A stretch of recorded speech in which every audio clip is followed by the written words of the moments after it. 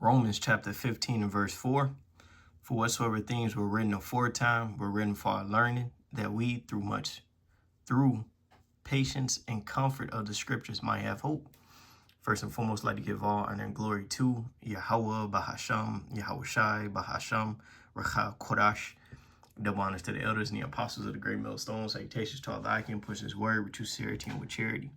Yahweh is the true name of the Heavenly Father, whom the word and he calls God and Jehovah Bahasham is in the name. Yahweh Shai is his son's name of the word, and he calls Jesus, and Racha Kodash is the Holy Spirit. And as always, you so-called Negroes, Latinos, Native Americans, you are the Israelites according to the Holy Scriptures, as well as the speckled bird, the scattered Israelite foreigners, scattered amongst other nations, whose outer appearance may seem to be of those nations to whom they've been scattered to, but whose lineage, their line, according to the tribe of their fathers, the line of their fathers, go back to Abraham, Isaac, and Jacob. You are Israelites no matter what tribe appearance may seem to be. And as always, I'm the brother Yediah from the Great Millstone Branch here in Chicago, and I'm back with another lesson. It's going to be a quick lesson, Lord willing, is edifying and comforting. It's going to be entitled, In Temptation, Remember Job. You see, and as we opened up with that Romans 15 and 4, these things, these accounts, these testaments that took place and that were recorded, that are strengthening us here in these times when we're going through our own battles and afflictions or whatever it may be. You see, in the scriptures give us the example of Job to look back on. When you look at what Job went through, he went through various afflictions, mental, physical, financial, same things that we face. The Lord allowed Satan to mess with Job's health, take his children away, to mess with his money, his finance, or his wealth. And even his woman went up against him. You see, and these, as I mentioned, these are things that we, as fast forward to today, the same afflictions are accomplished amongst the brethren. You see, and the scriptures give us the example of him to look back on for strength, you see, and for encouragement. This James chapter 5 and verse 10, it says, Take my brethren, the prophets, who have spoken in the name of the Lord, an example of suffering, affliction, and of patience. You have various prophets. King David, his own son was going after him. He had to go on a run. A lot of his time he was fighting, in conflicts, whether against heathens or against his own people. Lot was in Sodom and Gomorrah, vexed with a people that was there, and so forth. Very other afflictions. You had various prophets, man, being persecuted, being reproached, but they all maintained and they endured. It says, verse 11, Behold, we count them happy which endure. Ye have heard of the patience of Job and have seen the end of the Lord, that the Lord is very pitiful and of tender mercy. And then we're going to touch on Job in particular, because Job, as we were going into, he had bulls. His health he was afflicted in his health. He lost his children, a lot of his wealth. And these are the same things that we face today, whatever form they may come in. But it says we count them happy which endure. Read the story of Job. Job didn't just be afflicted and oppressed and was just suffering and then that was just it. No. The Lord turned back his captivity. He freed him from his affliction, man. Why? Because he endured. He kept his trust and his faith in the Lord. And the Lord, at the end, blessed him more than the beginning. You see, and it's the same thing that's going to happen with us. Therefore, we got to remain patient, endure tribulation and so forth, man. You see? I made that again. It says, Take my brethren, the prophets who have spoken in the name of the Lord, for an example of suffering, affliction, and of patience. When you patiently enduring something, you're undergoing something that you don't want to, really, We'll go into some of these words. It says, Behold, we count them happy which endure. And at the end, the Lord blessed Job. He endured. He got through it, And the Lord blessed him. It says, Ye have heard of the patience of Job and have seen the end of the Lord, that the Lord is very pitiful and of tender mercy. You see, so the Lord isn't going to just give us hardship. No, he's going to let up, And ultimately, all the suffering and things that we do go to is going to come to an end. This is what's making us, the suffering that we're going through is perfecting us for the kingdom, ultimately. It's 1 Peter 4:12. It says, "Beloved, think ye not strange concerning the fiery trial which is to try you." So we're going to go through things. We're going to go through different afflictions, whether it be bodily, mental, physical, financial, with our familiars or whatever it may be. It says, as though some strange thing happened unto you, right? You think that this shit just happened. No, this is your perfecting. This is your proving. These things are happening to you because the Lord is dealing with you. They're not to destroy you. It says, but rejoice in so much. It's like, in as much as ye are partakers of Hamashiach's sufferings, that when his glory shall be revealed, you may be glad also with exceeding joy. So a suffering right now, going through, going up the hard way, this ultimately is going to lead to glory, man.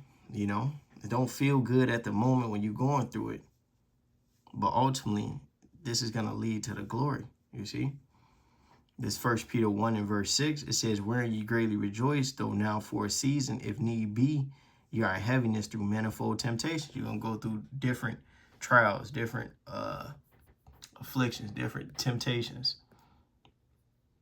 So let me scroll down a little bit. Oh man, it's all but yeah, we're gonna go through different things, all right? It says, let me hit it again. This 1 Peter 1:6, it says, "Wherein you greatly rejoice, though now for a season, if need be, you are in heaviness through manifold temptations." Right? So we're gonna go through different things, right? It says that the trial of your faith, because that's what the Lord's proving our fidelity, our trust, our faith in him, being much more precious than of gold that perish, though it be tried with fire. These different afflictions you go through might be found unto praise and honor and glory at the appearing of Yahushua HaMashiach. You see, so as long as our faith stays intact and we endure the things that we go through, when the Lord returns, he's going to see us. You see us still here pushing, keeping the faith, right? And we're going to be rewarded for doing so. Just as Job, he went through all this hell. He got some of his friends and talked to them about it and so forth. They rebuked him. He rebuked them. But also the Lord turned up at the end, pleaded his cause, justified him, and relieved him of his affliction, of his afflictions. And his latter end was greater than his beginning. You see? And the same thing is going to be with us. So, hey, right now we're going to go through shit. We gonna go through shit, but hey, it's not to destroy us, man. It's because the Lord loves us. He's putting us through these things, not to destroy us, but to make us better. It says, "Wherein you greatly rejoice, though now for a season, if need be, you are in heaviness through manifold temptations, that the trial of your faith, being much more precious than of gold that perisheth, though it be tried with fire, might be found unto praise and honor and glory at the appearing of Yahushua HaMashiach, whom having not seen ye love, and whom though now ye see him not, yet believe, and ye rejoice with joy unspeakable and full of glory." You see? It says, "Receiving the end of your faith, even the salvation of your souls." You see? So, through it all, we got to endure these afflictions that we go through. It says, "Receiving the end of your faith." It says, "He that endureth to the end, the same shall be saved." Even the salvation of your souls, and receiving the salvation that comes with it. But it means enduring, going through it to get to it. This Romans chapter 12 and verse 12. It says, "Rejoicing in hope, patient in tribulation, continuing instant in prayer." And that's just something that's been on my spirit as of lately. Rejoicing in hope. Remember the expectation that we have. The Lord is going to destroy this place and come and save us at the end. Ultimately, regardless of what you're going through, the Lord comes to save us at the end. We have a kingdom set up for a place for the people of the Most High, right? It says patient in tribulation. Patient. Let's go into some of these words really quick. It says patient.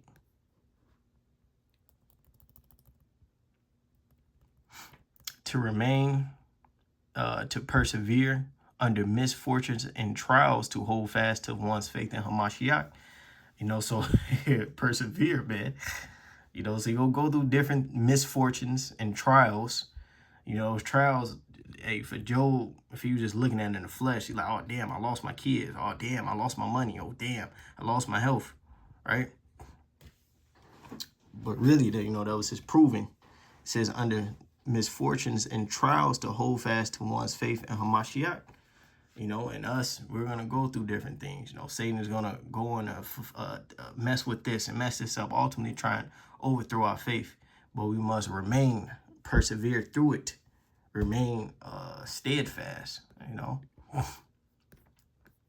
It says, look at that word for tribulation, patient in tribulation.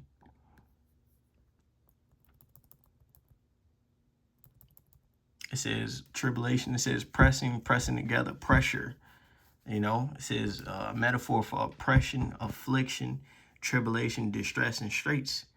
You see, so you're going to be going through these different things: oppression, affliction, tribulation, straits. But you got to remain. You got to endure. You have to bear them. You see, and the Lord, He's going to be with us. The scriptures tell us He's not going to put us through no more than we can bear. But with the temptation, give us a way to escape. You know, but you got to have faith that you can get to it, you know. So I'm going to hit this again. I'm going to grab one more precept and Lord, let me close out. This Romans 12:12. Rejoicing in hope, patient in tribulation, continuing instant in prayer. You see? So, hey, when you're going through your stuff, hey, resort back to the Holy Scriptures, man. Resort back to the prophets, the examples, the mighty men that went through certain things, certain afflictions, and through the Spirit of the Lord, got through it, you know.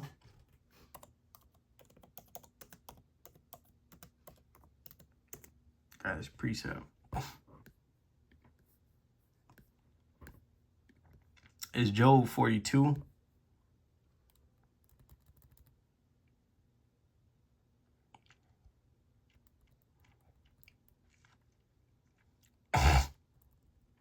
It's Job 42:10. It says God restores Job's fortune.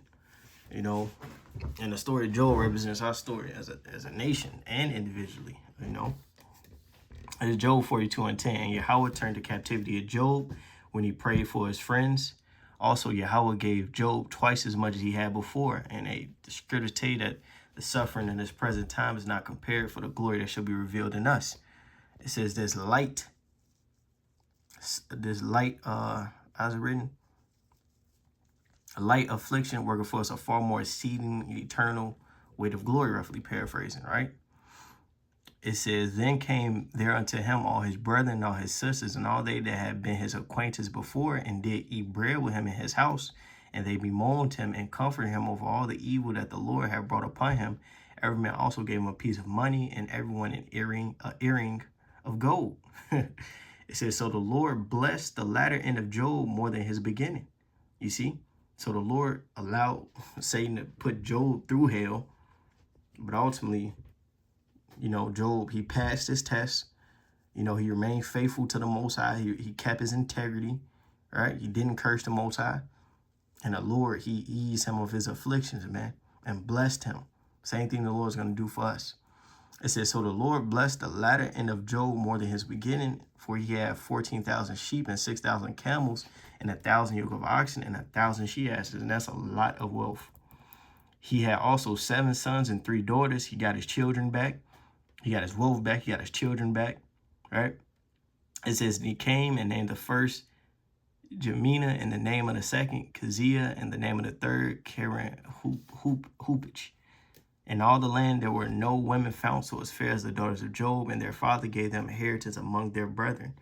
After this, Job lived 140 years and saw his sons and his sons' sons, even 4 generations. He got his children back. So Job died being old and full of days. You know, so that's the patience of Job. Lord, this was an edifying lesson, exhorting, comforting lesson called Halayim La, Yahweh, Bahasham, Yahweh Shai, Bahasham, Rachel Kodash, the ones, the elders, and the apostles of the great millstone. Salutation to all that I can put your word, which you said with charity. Shalom, Brakathon, Wa Kwam Yashua, Shalom.